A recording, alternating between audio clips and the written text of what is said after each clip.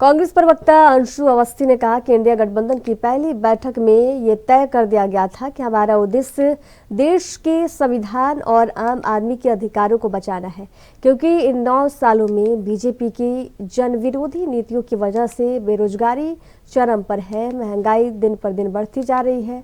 BJP किसानों, नौजवानों के लिए काम न करके सिर्फ अपने उद्योगपति मित्र के लिए काम कर रही है। आज इसी वजह से बीजेपी के उद्योगपति मित्र की आमदनी 1600 करोड़ रुपए प्रतिदिन और आम आदमी की आमदनी सिर्फ 27 है। ऐसे में मुख्य विपक्षी पार्टी होने के नाते लोगों के अधिकारों की रक्षा को कांग्रेस की जिम्मेदारी और बढ़ जाती है। उन्होंने कहा कि गठबंधन में सीटों के बंटवारों को लेकर कोऑर्डिनेशन कमेटी सीट पर चर्चा कर रही है।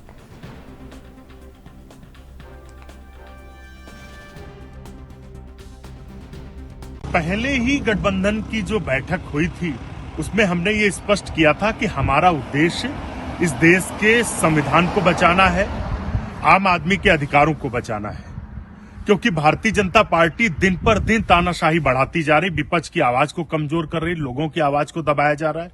तो जो 11 सीटों को लेकर स्थिति स्पष्ट हुई है वो आपके सामने है। अभी और सीटों पर भी चर्चा चल रही है कि हम कांग्रेस पार्टी किन किन और सीटों पर लड़ेगी, समाजवादी पार्टी कहां पर लड़ेगी। कोऑर्डिनेशन कमेटी इस पर काम कर रही है।